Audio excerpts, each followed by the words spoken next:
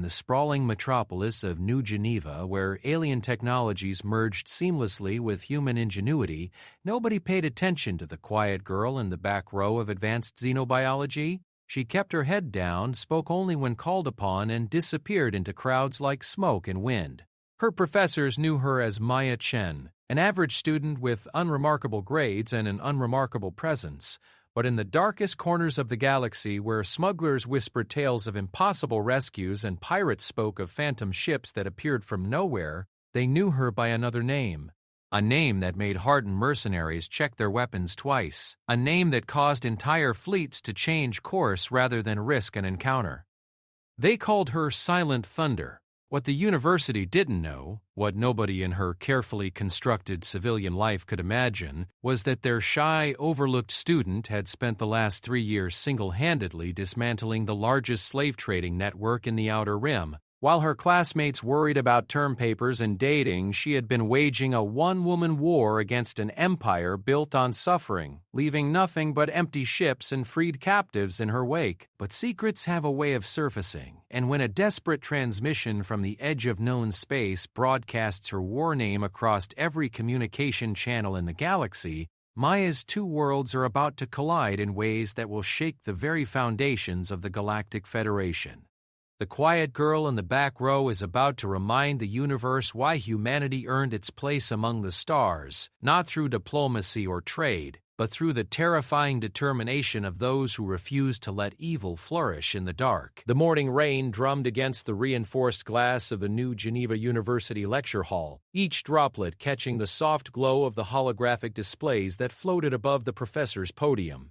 Maya Chen sat in her usual spot, third row from the back, left side, where the shadows from the architectural supports created natural blind spots. Her tablet lay open on the desk, stylus moving in slow, deliberate strokes as she took notes on Professor Vextai's lecture about symbiotic relationships in Andromedean flora. To anyone watching, she appeared to be the model of academic attention. Her dark hair fell in a curtain around her face, creating a barrier between herself and the world. Her clothes were unremarkable Earth fashion, neutral colors that helped her blend into any crowd. Even her posture suggested someone trying to take up as little space as possible. Shoulders slightly hunched, feet tucked under her chair, but Maya wasn't taking notes on alien botany. Her stylus moved across the tablet in patterns that would have meant nothing to her fellow students, but would have been instantly recognizable to any intelligence operative in the galaxy. She was decrypting the latest batch of intercepted communications from the hegemony, the vast criminal network that had been her target for the past 3 years. The symbols and numbers flowing across her screen told a story that made her jaw clench with barely contained fury. Another shipment, another batch of sentient beings reduced to cargo manifests and profit margins. The hegemony had grown bold in recent months, their operations expanding despite her efforts to dismantle their network piece by piece. "Miss Chen?" Professor Vextai's voice cut through her concentration like a blade. The Altarian's four eyes focused on her with the kind of intensity that made most students squirm. "Perhaps you could enlighten us about the reproductive cycle of the whispergrass?" Maya looked up, her face showing nothing but mild attention. Around her, she could feel the weight of her classmates' gazes, some amused, others sympathetic. Being called out in Professor Vextai's class was a rite of passage that most students dreaded. The whispergrass reproduces through a complex process involving 3 distinct phases, Maya said, her voice soft but clear. The initial phase requires a symbiotic relationship with the cave-dwelling mercs of Altair 7. The grass produces a pheromone that attracts the mercs, who then carry the spores to new locations in their digestive systems. The spores remain dormant for approximately 47 standard days before the second phase begins. She paused, noting the slight surprise in Vextai's expression. Most students struggled with even the basic concepts of xenobiology, let alone the intricate details of off-world ecosystems. The second phase involves the formation of root networks that can extend for kilometers underground, Maya continued. These networks communicate through electrical impulses, creating what some researchers believe to be a form of planetary consciousness. The final phase occurs only during the dual eclipse of Altair's binary stars, when increased radiation triggers the release of airborne spores that can survive in the vacuum of space for up to 3 years. Professor Vextai's mandibles clicked in what Maya recognized as approval. "Excellent, Miss Chen. It seems you've been paying attention after all." Maya nodded and returned her attention to her tablet, ignoring the whispers of her classmates. Let them think she was just another bookworm who studied too hard. It was better than the truth. The truth was that she knew about the whispergrass not from textbooks but from personal experience. She had walked through the crystal caves of Altair 7 2 months ago, hunting a hegemony lieutenant who had been using the planet's remote location to process kidnapped civilians from the inner colonies. She had watched the ethereal beauty of the grass swaying in the underground currents while she waited for her target to arrive at his hidden facility. That mission had ended like all the others she had undertaken in her secret war against the hegemony. Quickly, quietly, with no survivors among the criminal organization and all the captives safely transported to the nearest Federation outpost, the communication device hidden in her sleeve vibrated twice, then paused, then vibrated 3 more times. The pattern made her heart race. It was the emergency signal from her network of informants, a code that meant only one thing: priority intelligence, requiring immediate attention. Maya glanced around the lecture hall, calculating angles and exits out of long practiced habit. Professor Vextai had moved on to discussing the economic implications of whispergrass cultivation, his voice rising and falling in the rhythmic patterns that characterized Altarian speech. Most of her classmates were taking actual notes now, their tablets glowing with highlighted text and margin comments. She raised her hand slightly, a gesture so subtle it was barely noticeable. When Vextai's eyes found hers, she touched her throat and mimed a drinking motion. He nodded once, understanding the universal student signal for needing water or a bathroom break. Maya gathered her belongings with careful precision, each movement economical and purposeful. She had learned long ago that the key to maintaining her cover was consistency. Maya Chen, the unremarkable student, would pack her bag in exactly the same way every time. She would leave quietly, draw no attention, and return within 10 minutes with a small cup of coffee from the automated dispenser in the hallway. But Silent Thunder had other plans. The corridor outside the lecture hall was empty except for the soft hum of environmental systems and the distant murmur of other classes in session. Maya walked to the nearest privacy alcove, a small recessed area originally designed for students to take calls without disturbing others. The moment she was shielded from view, her entire demeanor changed. The nervous, self-conscious posture melted away, replaced by fluid grace and predatory awareness. Her fingers moved across the hidden interface of her communication device with the speed of someone who had performed these motions 1,000 times before. The device was a masterpiece of engineering, disguised as a standard student health monitor but containing technology that wouldn't be out of place on a Federation intelligence vessel. The message that appeared on the micro-display made her blood run cold. Priority Alpha, hegemony convoy moving through Sector 7G. Estimated 300 captives. Destination unknown. Heavy escort. Time critical.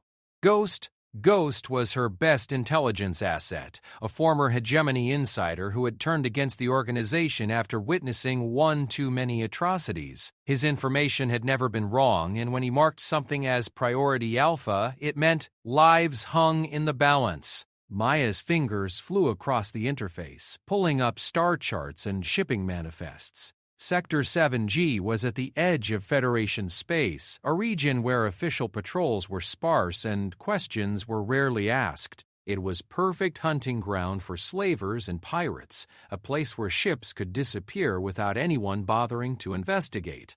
300 captives. The number sat in her stomach like a stone. In her 3 years of fighting the hegemony, she had encountered convoys carrying anywhere from 12 to 50 people. 300 was an order of magnitude beyond anything she had seen before. It suggested something big was happening, something that would require the kind of resources and coordination that the hegemony rarely displayed.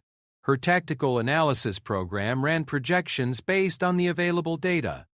Convoy route, escort composition, probable destinations. The results were not encouraging.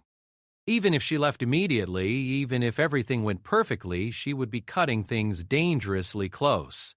Maya closed her eyes and felt the familiar weight of impossible choices settling on her shoulders. She could stay here, safe in her carefully constructed life, and let the hegemony complete whatever they were planning.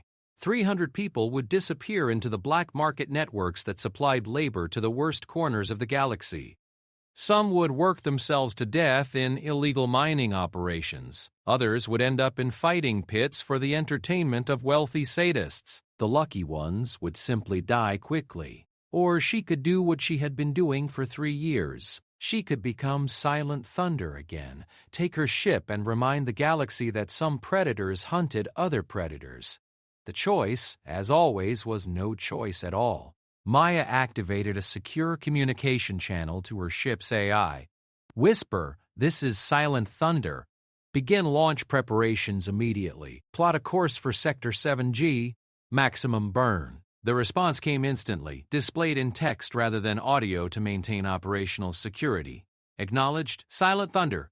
Estimated departure window in 23 minutes. Shall I transmit your standard academic excuse protocols? Affirmative. Family emergency, indefinite leave of absence. Make it look good. Maya disconnected the communication and returned to the lecture hall. Professor Vextai glanced at her as she resumed her seat, his expression mildly curious. She had been gone for exactly 8 minutes, well within the normal range for a student taking a quick break. For the next 15 minutes, Maya Chen sat in her chair and appeared to listen to the lecture. She took notes in her neat, unremarkable handwriting. She nodded at appropriate moments and even asked one question about pollination cycles that demonstrated she was paying attention. But inside, Silent Thunder was already gone. She was running calculations, reviewing intelligence files, and preparing for what might be her most dangerous mission yet. 300 lives depended on her ability to become someone that Maya Chen could never be. Someone who moved through darkness like a living weapon. Someone who had made herself into the thing that monsters feared. When Professor Vextai dismissed the class, Maya gathered her belongings with the same careful precision as before. She nodded politely to a few classmates, ignored others entirely, and walked out of the lecture hall with the unremarkable gait of a student heading home to study. She would never see these halls again. By the time her classmates noticed her absence, Silent Thunder would be deep in enemy territory, hunting an organization that had no idea their greatest nightmare was about to become reality. The rain had stopped while she was inside, leaving the university grounds glistening under the pale light of New Geneva's artificial sun. Maya walked across the campus one last time, memorizing details she had barely noticed before. The way the alien architecture blended with human design. The sound of different species speaking a dozen languages as they hurried between classes. The sense of possibility that hung in the air like morning mist. It was a good life she was leaving behind. Safe, normal. Everything that the girl who had survived the hegemony's attack on her colony world had dreamed of having. But some dreams were worth sacrificing for others. And somewhere in Sector 7, 300 people were running out of time. Maya Chen walked toward the spaceport, her steps as quiet as falling snow. Behind her, the university continued its daily rhythm, unaware that one of its most unremarkable students was about to remind the galaxy that humanity's greatest strength had always been its refusal to ignore injustice, no matter the cost. The hunt was beginning again. And this time, Silent Thunder was going to make sure the hegemony learned why humans had earned their reputation as the galaxy's most terrifying predators. The Night Whisper hung in the void like a predator waiting to strike. From the outside, Maya's ship appeared to be nothing more than a mid-range cargo hauler, the kind of vessel that plied the space lanes carrying legitimate goods between worlds. Her hull was deliberately scarred and patched, painted in the faded colors that suggested a ship owned by someone who cared more about function than appearance.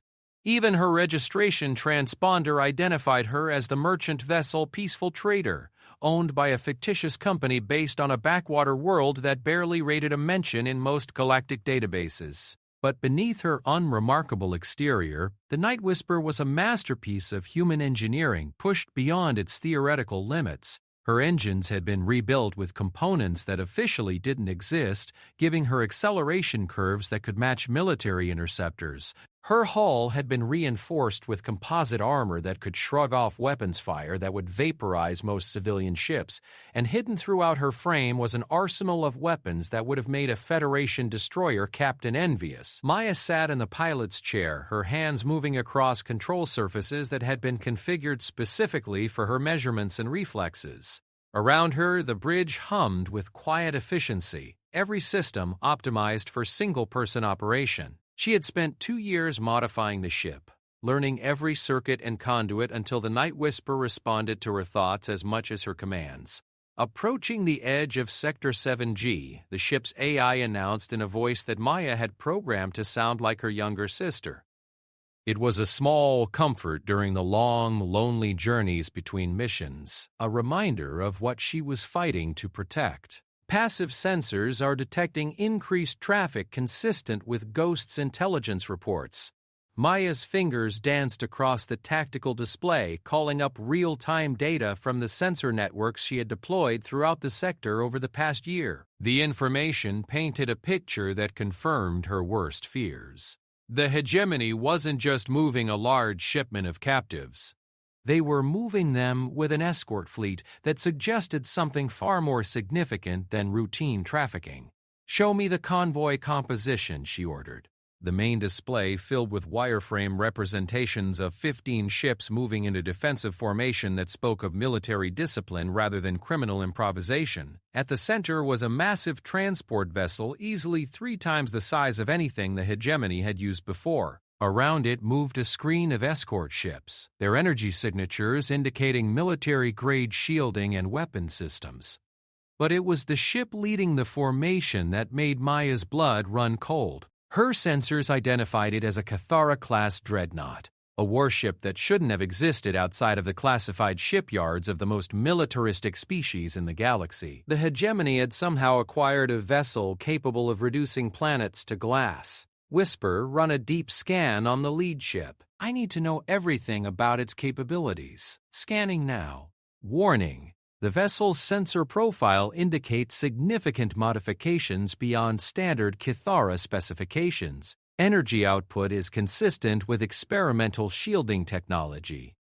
Weapon signatures suggest plasma cannons of unknown configuration. Maya leaned back in her chair, mind racing through tactical possibilities.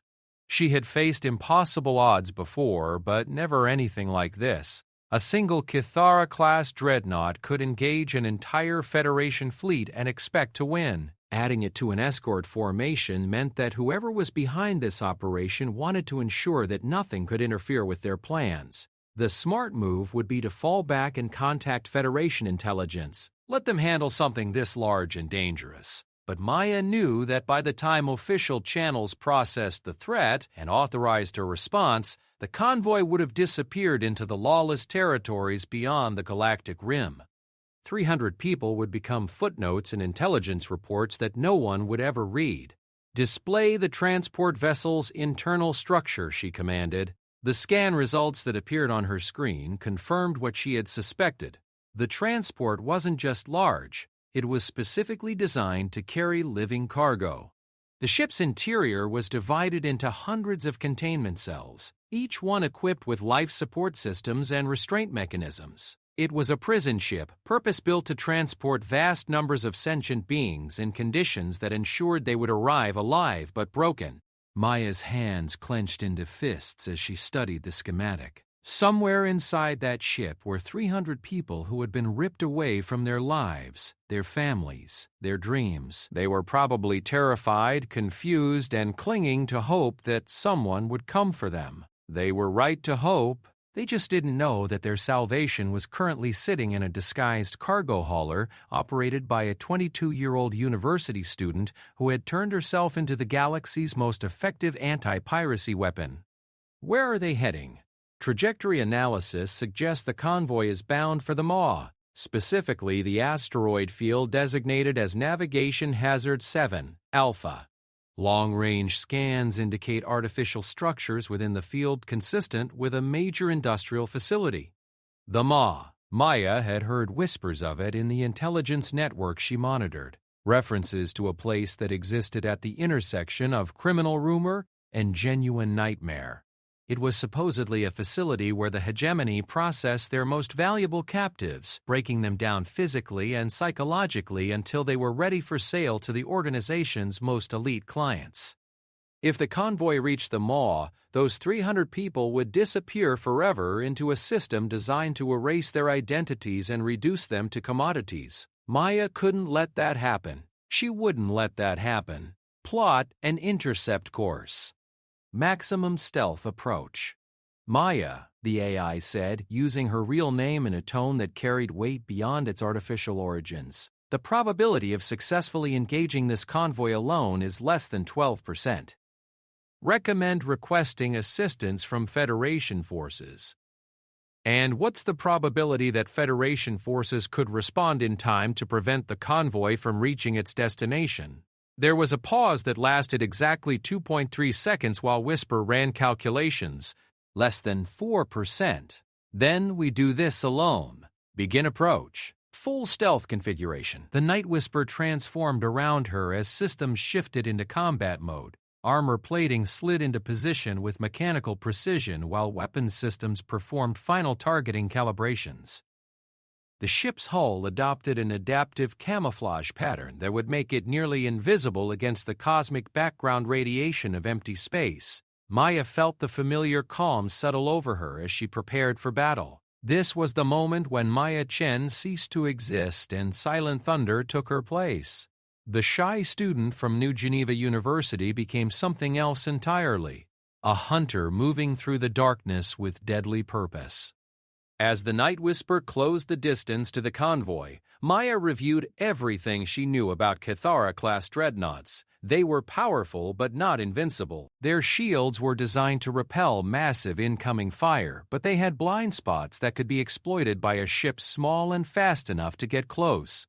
Their weapons were devastating at long range but had minimum effective distances that created opportunities for a skilled pilot. The key would be timing. She would need to strike fast and hard, targeting the escort ships first to create chaos in the formation. If she could damage enough of the smaller vessels, the dreadnought's captain would be forced to choose between protecting the transport and pursuing her. Human psychology suggested that military commanders often made predictable choices when faced with multiple threats. Approaching optimal strike range, Whisper announced. All systems are green. Weapons are charged and ready. Maya's hands hovered over the firing controls as she studied the convoy formation one last time. 15 ships. Hundreds of crew members who had chosen to make their living by trading in human misery, against one modified cargo hauler operated by a woman who had learned to fight by watching her family die. The odds were impossible, the stakes were absolute, and somewhere in the transport ship, 300 people were waiting for a miracle they didn't even know to hope for. "This is Silent Thunder," Maya whispered to the void. "I'm coming." She pressed the firing controls and the Night Whisper erupted from stealth like a ghost materializing into deadly reality.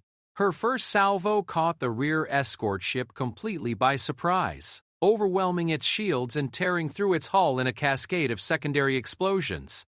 The ship disintegrated in a brilliant flash that lit up the surrounding space like a newborn star.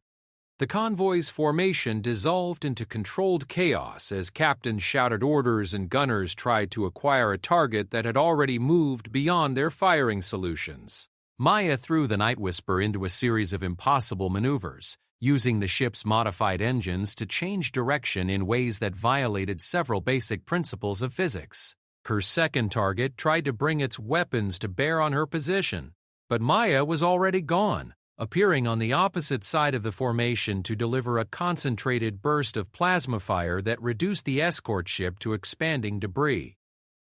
She moved like liquid death through the formation, never staying in the same position long enough for the enemy to predict her next attack.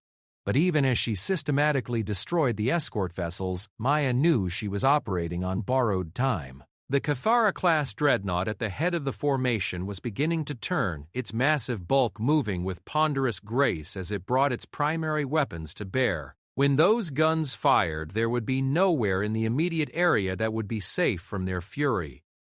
4 escort vessels eliminated, Whisper reported. The dreadnought is charging its main batteries. Estimate 12 seconds until weapons ready. Maya's mind raced through tactical calculations as she lined up another attack run. 12 seconds was enough time to eliminate perhaps 2 more escort ships, but then she would be facing the full fury of a capital-class warship with whatever remained of the convoy's defenses, unless she did something that no sane person would attempt.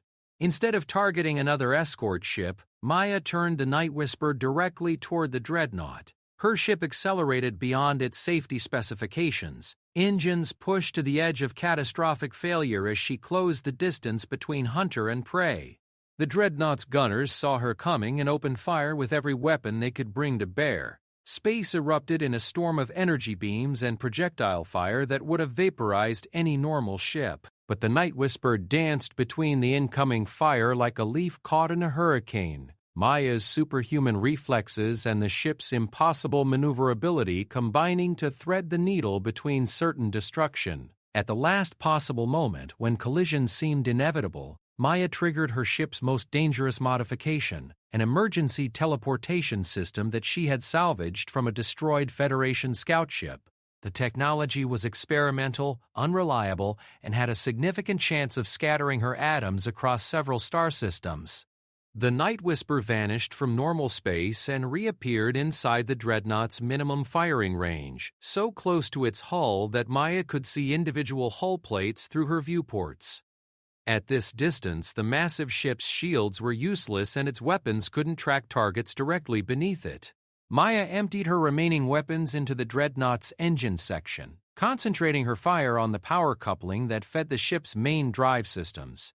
Metal boiled away under the sustained assault until something critical gave way and the entire rear section of the dreadnought erupted in a chain reaction of explosions. The massive ship began to list as its engines failed one by one. Emergency lights flickered along its hull as damage control teams fought to contain the catastrophic damage. The dreadnought was no longer a threat, but it wasn't destroyed either. Its crew would live, though they would spend the next several hours in evacuation pods waiting for rescue. Maya had never been interested in unnecessary killing. Her war was against the system, not the individuals trapped within it. "Dreadnought neutralized," she announced to the remaining escort ships. "You have 30 seconds to withdraw or join your flagship." The response was immediate. The surviving escort vessels broke formation and fled toward the edge of the system, their captains having no desire to face whatever had just single-handedly destroyed most of their fleet. They would report back to their superiors and the story would spread through the criminal underworld like wildfire. Silent thunder had struck again. But the mission wasn't over. The transport ship hung in space ahead of her, its captain apparently paralyzed by the sudden destruction of his escort fleet. Maya could see the vessel's engines beginning to power up as someone finally remembered that their primary objective was to run rather than fight. She wouldn't let them escape, not with 300 lives hanging in the balance. The transport ship Prophet's Edge was a study in functional brutality, its hull scarred by years of service in the kinds of places where questions weren't asked and cargo manifests were works of fiction. As Maya guided the Night Whisper alongside the much larger vessel, she could see the panic beginning to spread through its crew. Emergency lights flickered along the transport's hull while figures moved frantically behind the viewports of its bridge. Transport Vessel Prophet's Edge. Maya broadcast on standard frequencies, her voice carrying the cold authority that had become Silent Thunder's signature. "Cut your engines and prepare to be boarded. Any attempt to flee or resist will result in the destruction of your ship."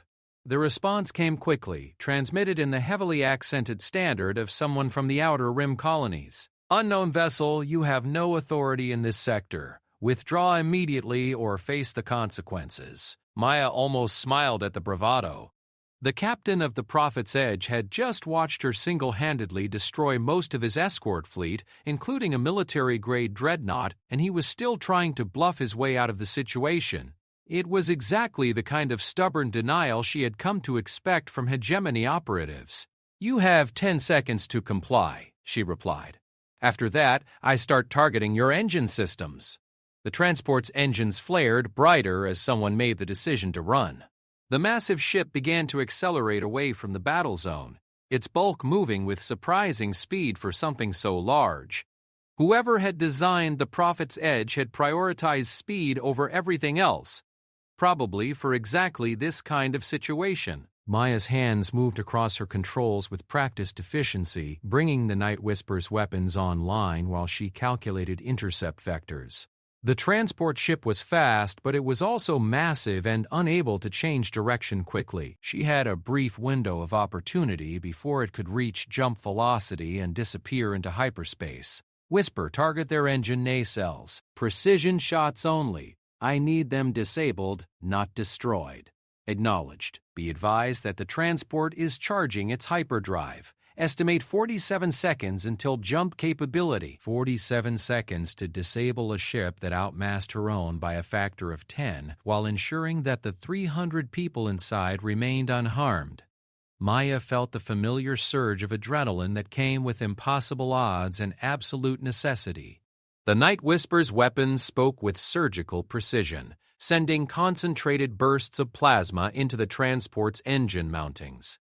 Maya had spent years studying ship design, learning the weak points and vulnerabilities that could bring down vessels much larger than her own. The Prophet's Edge was built for cargo capacity and speed, not combat resilience. Her first shots shattered the magnetic containment fields that kept the transport's fusion reactors stable. Emergency systems activated immediately, shutting down the main drive to prevent a catastrophic explosion. The ship's acceleration dropped to nothing as backup thrusters struggled to maintain basic maneuvering control. "Engine systems disabled," Whisper reported.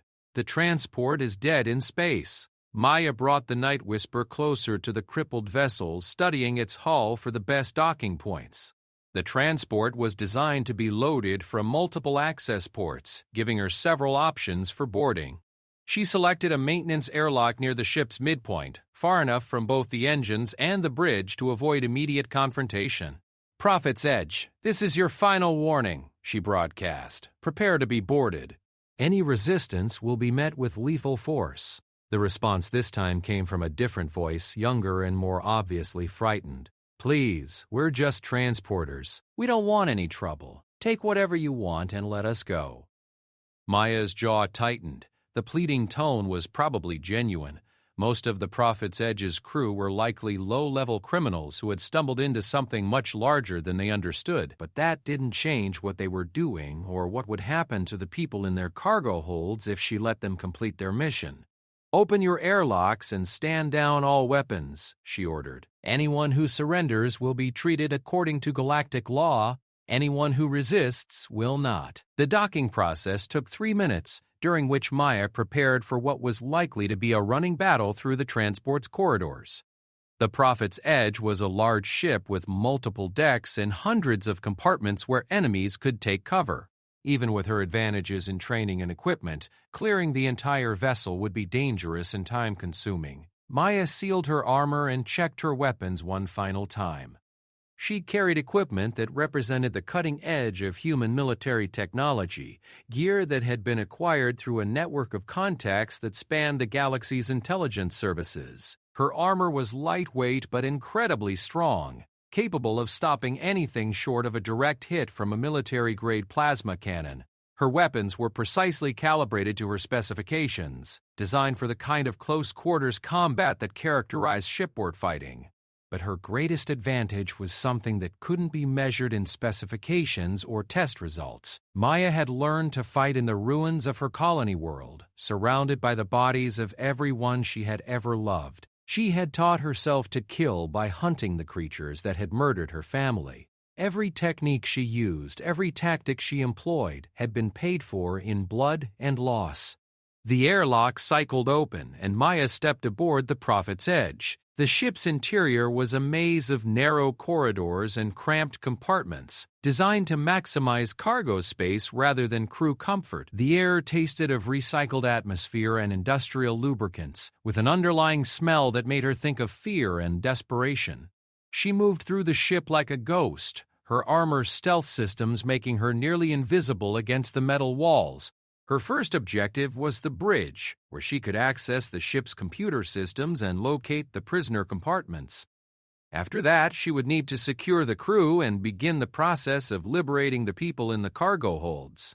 The first resistance came from a security checkpoint near the main corridor junction. 2 guards with military surplus weapons tried to ambush her as she rounded a corner, but Maya had detected them long before they saw her. She moved between their firing positions with inhuman speed, her armor's enhancement systems allowing her to react faster than normal human reflexes should have permitted. The fight was over in seconds. Both guards were down, unconscious but alive. Maya had learned long ago that dead enemies couldn't provide intelligence, and she needed to understand what the hegemony was planning before she could stop it. She reached the bridge 6 minutes after boarding, encountering only token resistance from crew members who surrendered the moment they saw her. The transport's captain was a Terran in his 50s, his face bearing the kind of weathered appearance that came from a lifetime of making difficult choices in difficult places. "You're her," he said as Maya entered the bridge. "You're Silent Thunder." Maya didn't respond immediately. She moved to the ship's main computer terminal and began accessing its memory banks, downloading everything from cargo manifests to crew records. The information painted a picture that was even worse than she had feared. "The people in your cargo holds," she said without looking up from the computer. "Where were they taken from?" The captain was quiet for a long moment, probably weighing his options. Finally, he spoke in a voice that carried a mixture of resignation and defiance. "Kepler Station, the whole civilian population. 30,000 people." Maya's hands stopped moving across the keyboard. Kepler Station was a research facility in the inner colonies, home to some of the galaxy's most brilliant scientists and their families. It was also supposedly under Federation protection, with regular patrols and a significant military presence.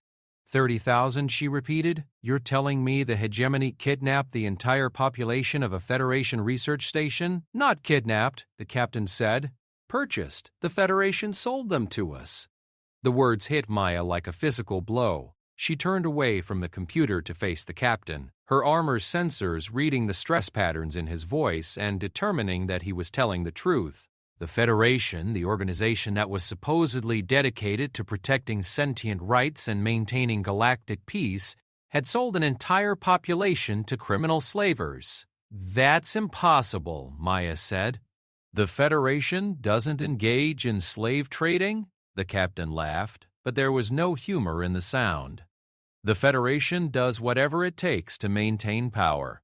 Kepler Station was conducting research into technologies that certain people found inconvenient. Rather than shut down the research officially and risk political complications, they arranged for the facility to suffer a pirate attack. Everyone assumed the population was killed. Instead, they were transferred to our organization for processing. Maya felt something cold and hard settling in her stomach. If what the captain was saying was true, then her 3-year war against the hegemony was meaningless. She had been fighting the symptoms while the disease spread through the very institutions that were supposed to prevent it. "Prove it," she demanded. The captain gestured toward the computer terminal. "Check the manifests.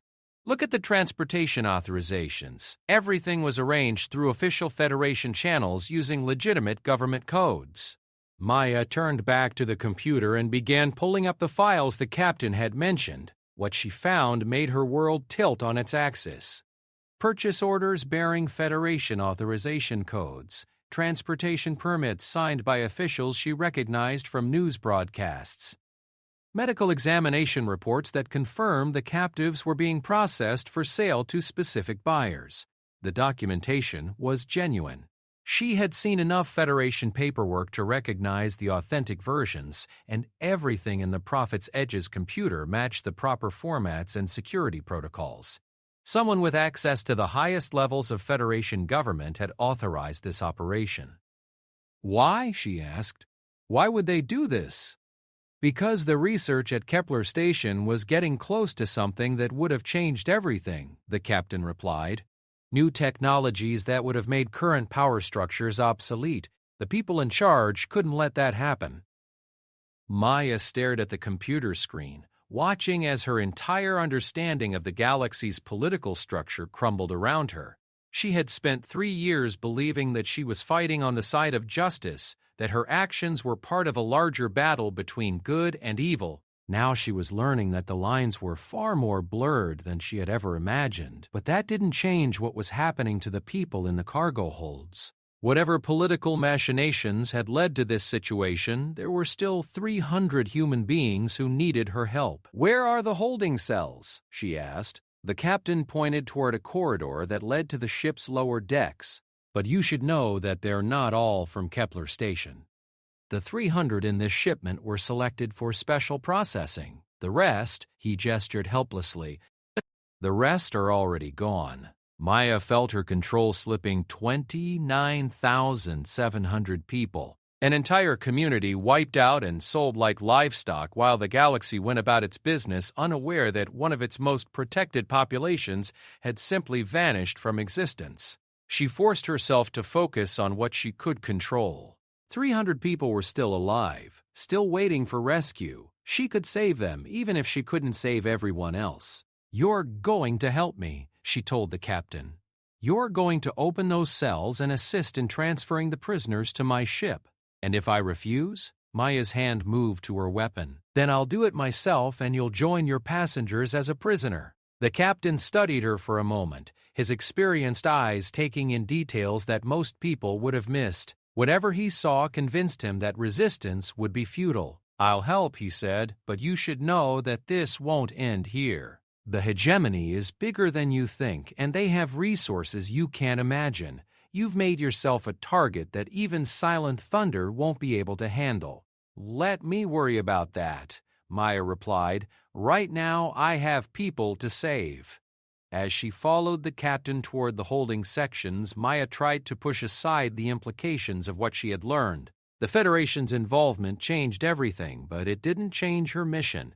She would save these 300 people, and then she would figure out how to fight an enemy that had apparently corrupted the very institutions that were supposed to prevent this kind of atrocity. The corridor leading to the holding sections was lined with security doors and monitoring equipment, creating an atmosphere of oppression that made Maya's skin crawl.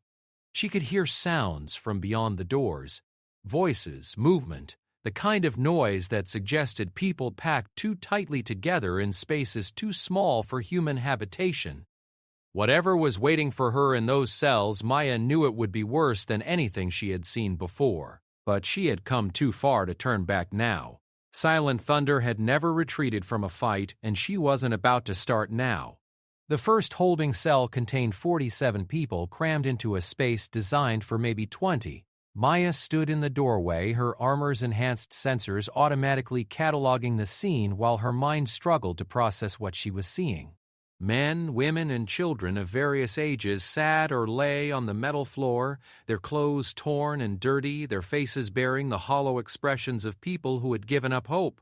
They looked up at her with a mixture of fear and desperate curiosity.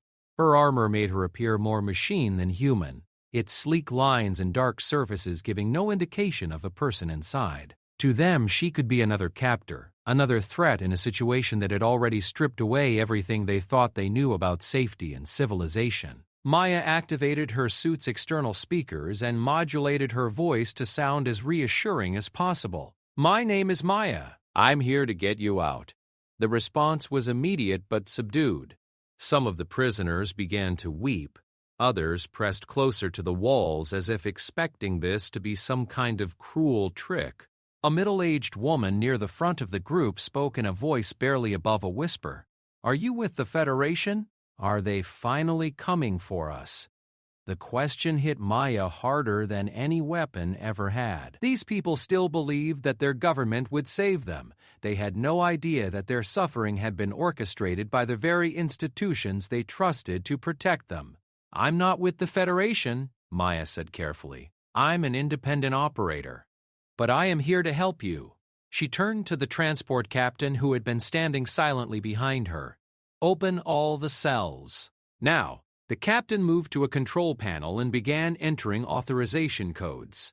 Throughout the lower section of the ship, heavy doors began to slide open with mechanical precision. The sounds that emerged, crying, shouting, the noise of people stumbling out of cramped spaces, created a symphony of human misery that Maya knew would haunt her dreams for years to come.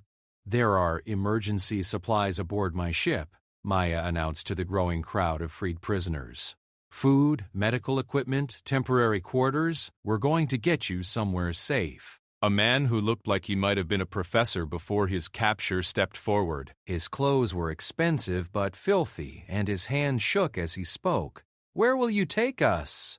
"How do we know this isn't just another transfer?" Maya understood his skepticism. These people had been betrayed by everyone they had trusted. Why should they believe a stranger in combat armor who claimed to be their salvation?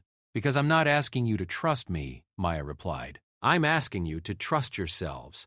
I'm going to give you the tools and information you need to make your own choices about where to go and what to do. But first, we need to get you off this ship." The evacuation process took 2 hours and required multiple trips between the Night Whisper and the Prophet's Edge. Maya's ship was equipped with emergency expansion modules that could house large numbers of people temporarily, but 300 refugees pushed even those systems to their limits. During the transfers, Maya learned more about what had happened to the Kepler station population. The attack had come without warning, with ships bearing Federation military markings demanding immediate surrender. The station's security forces had stood down, believing they were dealing with some kind of official inspection. By the time anyone realized the truth, it was too late. Dr. Sarah Chen, no relation to Maya despite the shared surname, had been one of the lead researchers at the station. She was a small woman in her 50s with intelligent eyes that had seen too much in the past few weeks. "We were working on quantum consciousness interfaces," Dr. Chen explained as Maya helped her board the Night Whisper. "Technology that would allow direct mental interaction with computer systems. It would have revolutionized everything from ship navigation to medical treatment." "Revolutionary enough to threaten existing power structures?" Maya asked. Dr. Chen nodded grimly. "The implications were staggering. Imagine a world where human consciousness could interface directly with any networked system. Traditional concepts of hierarchy and control would become obsolete when anyone could access and process information at the speed of thought." Maya began to understand why the Federation might have wanted the research stopped. The technology Dr. Chen described would have fundamentally altered the balance of power throughout the galaxy. Governments, corporations, and criminal organizations all depended on controlling access to information. A technology that democratized that access would have been seen as an existential threat. "What happened to your research?" Maya asked. "Destroyed," Dr. Chen replied. "Or so I thought. But I've been thinking about some of the questions your transport captain was asking the other prisoners. I think they're trying to reconstruct the work using the research team as unwilling consultants." The implications sent a chill down Maya's spine. If the hegemony gained access to quantum consciousness technology, they would have capabilities that surpassed even the Federation's intelligence services. They could potentially infiltrate any computer system in the galaxy, stealing information and manipulating data on an unprecedented scale. "We can't let that happen," Maya said. "No," Dr. Chen agreed. "We can't, but stopping them will require more than rescuing the researchers. The hegemony has obtained copies of our preliminary data. Someone with access to that information could potentially complete the project even without us." Maya felt the familiar weight of impossible choices settling on her shoulders again. Rescuing the Kepler station survivors was just the beginning. If she wanted to prevent the quantum consciousness technology from falling into the wrong hands, she would need to strike at the heart of the hegemony's operations. But first, she needed to ensure the safety of the people she had already saved. The nearest Federation outpost was 3 days away at maximum burn, but Maya had no intention of turning the survivors over to the same government that had sold them in the first place. Instead, she plotted a course for Sanctuary, an independent station in the neutral zone that served as a haven for refugees and dissidents. Sanctuary had been established by a coalition of species that had grown disillusioned with the galaxy's major power blocks. It operated under its own laws and maintained strict neutrality in galactic conflicts. Most importantly, it had a reputation for protecting people who had nowhere else to turn. During the journey, Maya spent time with the survivors, learning their stories and trying to understand the full scope of what had been done to them. The picture that emerged was even worse than she had initially imagined. The Kepler station attack hadn't been an isolated incident. According to the survivors, similar operations had been conducted against research facilities throughout the Federation. Entire populations had disappeared overnight, their fate covered up by official reports of accidents, pirate attacks, or natural disasters. "It's been going on for years," explained Dr. James Morrison, a physicist who had been working on exotic matter research. Anytime a research team got close to a breakthrough that might threaten the status quo, they would simply vanish. The Federation would express regret about the tragic loss of life and quietly reassign their work to more controllable organizations. Maya found herself facing a conspiracy that went far beyond anything she had encountered in her war against the hegemony. The criminal organization wasn't operating independently. It was serving as a tool for elements within the Federation government that were willing to commit genocide to maintain their power. "How many people are we talking about?" Maya asked.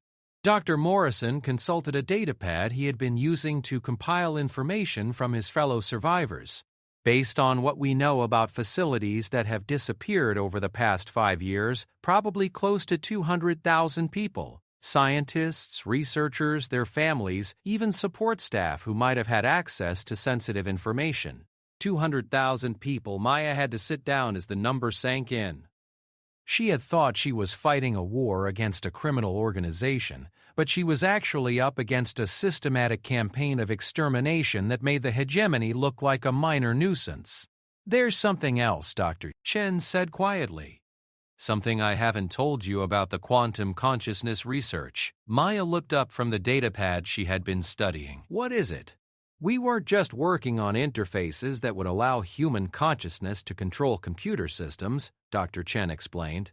"We were also developing technology that would allow multiple consciousness to merge temporarily, sharing knowledge and processing power directly." The implications hit Maya immediately. If such technology existed, it could potentially allow the survivors to pool their knowledge and reconstruct all of the research that had been destroyed. They could complete their work and release it to the galaxy before anyone could stop them. "How close were you to completion?" Maya asked. "Closer than anyone knew, Dr. Chen replied. "The final breakthrough came just days before the attack. I managed to hide the key algorithms in a place where the hegemony would never think to look for them." "Where?" Dr. Chen smiled for the first time since Maya had met her. "In my memories. The quantum consciousness interface we developed doesn't just allow human minds to control computers. It allows computers to map and store human consciousness in perfect detail. I downloaded our entire research database into my own neural patterns before the facility was attacked." Maya stared at the older woman with newfound respect.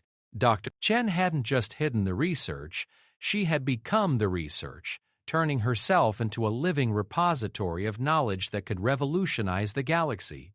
"Can you reconstruct the work?" Maya asked. "Not alone, but with access to the right equipment and some of my colleagues." Dr. Chen looked around at the other survivors. "Yes, I think we could not only reconstruct our research but complete it." Maya felt something that had been missing from her life for 3 years: hope. For the first time since she had begun her war against the hegemony, she could see a path to victory that didn't involve endless cycles of violence and revenge. "Then we're going to do this properly," Maya said. "We're going to save the remaining researchers, complete your work, and release it to the galaxy before anyone can stop us." Dr. Morrison laughed, but there was hysteria at the edges of the sound. "You're talking about taking on the Federation itself. Even Silent Thunder can't fight an entire government." Maya stood up and walked to the viewports that looked out into the star-filled darkness of space. Somewhere out there in facilities hidden from public view, hundreds of thousands of people were suffering because powerful individuals had decided that progress was more dangerous than genocide. "You're right," she said. "Silent Thunder can't fight the Federation alone." She turned back to face the survivors, and they saw something in her expression that made several of them step backward.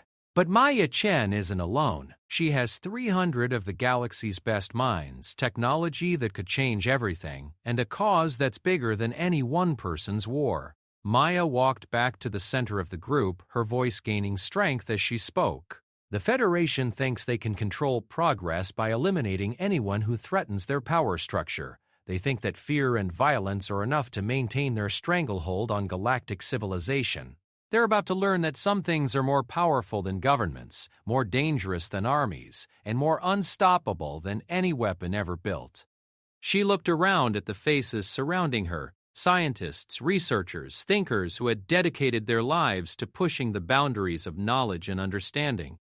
They're about to learn what happens when you threaten the thing that makes us human, our refusal to accept that anything is impossible. The Night Whisper continued its journey towards Sanctuary, carrying 300 people who had been marked for death by their own government. But Maya was no longer thinking about rescue or refuge. She was planning something far more ambitious and far more dangerous. She was planning to start a revolution. 6 months after the rescue at Sector 7J, the galaxy had changed in ways that no one could have predicted. What had started as a simple rescue mission by a lone vigilante had evolved into something that shook the foundations of galactic civilization itself. Maya stood on the observation deck of the Prometheus, watching as construction crews put the finishing touches on humanity's first fully independent research station. Built in the space between star systems far from any government's jurisdiction, it was a testament to what could be accomplished when brilliant minds worked together toward a common goal. The station was massive, easily rivaling the largest Federation facilities, but it had been constructed in complete secrecy using resources that officially didn't exist. Chen's quantum consciousness technology had proven even more revolutionary than anyone had imagined, allowing the research teams to work at unprecedented speeds and with perfect coordination. "The final calculations are complete," Chen announced as she joined Maya at the viewports. The older woman looked years younger than she had during the rescue, her eyes bright with the satisfaction of work that was finally nearing completion. "We're ready for the first full-scale test." Maya nodded, but her attention was focused on the communication console that had been blinking insistently for the past hour. Messages were flooding in from across the galaxy as word of their work began to leak out despite their security precautions. Some were offers of support from independent worlds that had grown tired of Federation control. Others were threats from government officials who wanted the research stopped before it could be completed. Most interesting were the messages from Federation citizens who had somehow learned about the Quantum Consciousness Project and were demanding access to the technology. The implications of mind-to-machine interfaces had captured the public imagination in ways that Maya hadn't anticipated. "Are we really going to release everything to the public domain?" Dr. Morrison asked as he studied the message queue. "Once this technology is freely available, there's no telling how it might be used." Maya had been wrestling with the same question for weeks. The quantum consciousness technology could revolutionize medicine, education, and communication, potentially ending scarcity and conflict. But it could also be weaponized in ways that made traditional warfare look primitive. "That's exactly why we have to release it," Maya replied. "The Federation and the hegemony have proven that they can't be trusted with this kind of power. The only way to prevent abuse is to make sure everyone has access." Chen activated a holographic display that showed the current status of their research. Every major breakthrough from the past 6 months was represented, from basic consciousness mapping to the complex algorithms that allowed multiple minds to merge temporarily. "The beauty of the quantum consciousness interface is that it's inherently democratic," Dr. Chen explained. "The technology requires voluntary participation and mutual consent. You can't force someone into a mental link against their will, and you can't maintain a connection with someone who doesn't want to be connected. It's the perfect safeguard against authoritarian abuse." Maya wasn't entirely convinced, but she had learned to trust Dr. Chen's expertise. The older woman had spent decades studying the intersection of consciousness and technology, and her insights had proven accurate at every stage of their work. "What about the Federation's response?" Dr. Morrison asked. "They're not going to just let us broadcast this technology to every world in the galaxy." That was the question that kept Maya awake at night. Intelligence reports suggested that the Federation was mobilizing a massive military response to what they saw as an existential threat to galactic stability.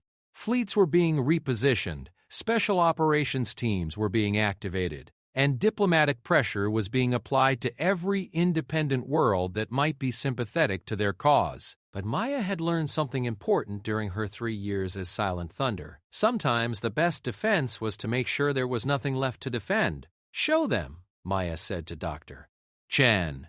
The holographic display changed to show a real-time map of the galaxy, with thousands of points of light representing communication relays, data networks, and information hubs. As Maya watched, the lights began to pulse in a synchronized pattern that spread outward from their hidden station like ripples on a pond. As of this moment, Dr. Chen announced, "The complete technical specifications for quantum consciousness technology are being simultaneously broadcast to every networked computer system in the galaxy. Educational institutions, research facilities, even entertainment networks are receiving copies of our data."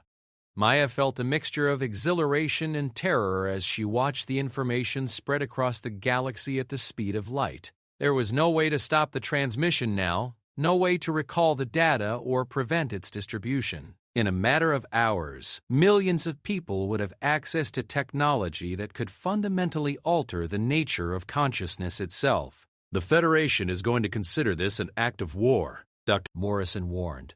"Let them," Maya replied. "They started this war when they decided that genocide was an acceptable tool for maintaining power. We're just finishing it." The response was immediate and dramatic. Within 6 hours of the broadcast, emergency sessions were being called in government chambers across the galaxy. Federation officials declared martial law in key systems while denouncing the research station as a terrorist organization. Military commanders began issuing ultimatums demanding the immediate surrender of everyone involved in the project. But something unexpected was happening at the same time. On world after world, research teams were already beginning to experiment with the quantum consciousness technology. Universities were establishing their own interface programs. Independent inventors were developing new applications that the original research team had never imagined. The technology was spreading too fast and too widely for any government to control. "Maya," Whisper's voice announced through the station's communication system. "We're receiving a priority transmission from Ghost. He says it's urgent." Maya made her way to the secure communication center, wondering what her old intelligence contact had discovered. Ghost had been invaluable during the planning stages of their project, providing inside information about Federation and hegemony operations. If he was calling now, it meant something significant had changed in the political landscape. The transmission was audio only, transmitted through multiple encryption layers that made it virtually impossible to trace. Ghost's electronically modified voice carried an urgency that Maya had never heard before. "Silent Thunder, you need to know that the Federation has authorized Code Zero protocols," Ghost announced without preamble. "They're planning to destroy the station using weapons that will leave no survivors and no evidence." Maya felt her blood turn cold. Code Zero was the Federation's most extreme authorization level, reserved for threats that were considered existential to galactic civilization. It meant that the Federation was prepared to use any means necessary, including weapons of mass destruction, to eliminate the Quantum Consciousness Project. "When?" Maya asked. "The attack fleet will arrive in your system in approximately 18 hours. 6 dreadnoughts, 12 battle cruisers, and enough firepower to sterilize an entire planet. They're not planning to take prisoners." Maya closed the connection and stood in the silence of the communication center, weighing her options. They could evacuate the station and scatter across the galaxy, but that would accomplish nothing, except preserving their lives. The research was already public, but without continued development and support, it would take decades for the technology to reach its full potential. Or they could stay and fight knowing that they were facing impossible odds against an enemy that had unlimited resources and no moral constraints. Maya activated the station-wide communication system. "All hands, this is Maya Chen. Please report to the main assembly area immediately. We need to talk." 20 minutes later, 300 of the galaxy's brightest minds had gathered in the station's central conference room. Maya looked out at faces that had become familiar over the past 6 months, scientists and researchers who had risked everything to pursue knowledge that could change the galaxy forever. "The Federation has decided that we represent an unacceptable threat to galactic stability," Maya announced. "They're sending a fleet to destroy this station and everyone on it. We have approximately 18 hours to decide how to respond." The reaction was immediate and varied. Some people began making plans to evacuate. Others argued for attempting to negotiate with the Federation. A few suggested using the quantum consciousness technology to coordinate a resistance movement across the galaxy. Dr. Chen raised her hand for attention. "There is another option," she said quietly. "Something we've been working on but haven't discussed publicly." Maya turned to look at the older woman, noting the expression of grim determination on her face. "What kind of option?" "The quantum consciousness interface doesn't just allow human minds to control computers," Dr.